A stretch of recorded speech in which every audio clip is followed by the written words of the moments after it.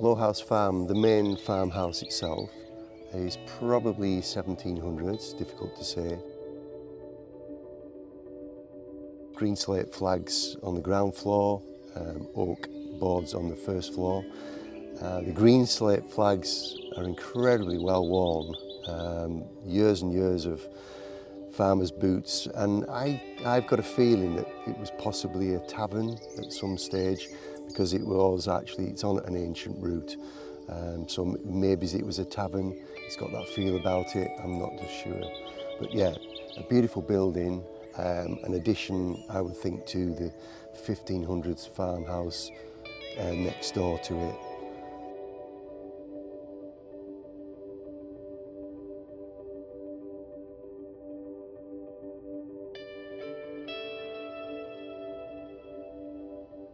The property was renovated from the roof down, and we are stood in the first floor. The main structural timbers, including the purlins, the truss, were pretty well shot and worm-eaten. So we had restricted headroom at this particular area.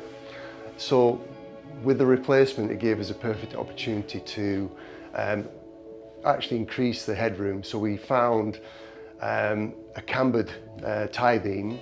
So it's actually an oak tree that's been grown in a stressed area. So the wind has actually formed this nice, beautifully curved tree. It was felled and machined up to what you see now.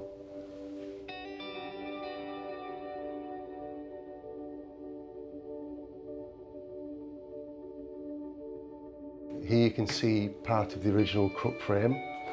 Unfortunately, back in the 1700s, it was chopped off at the floor level to create another level to the property. So we've got a single-storey building becoming a two-storey building.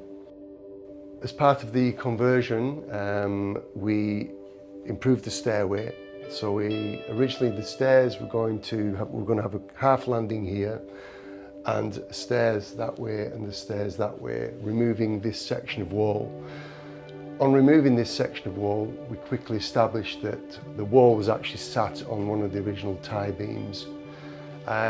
So we had to sort of think slightly outside the box. So we came up with an idea of taking the stairs through 180 degrees and creating a landing space there.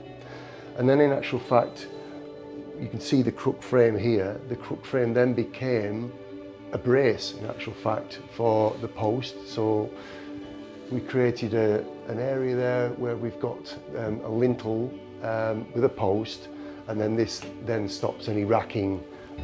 So it's done, in effect, doing another job.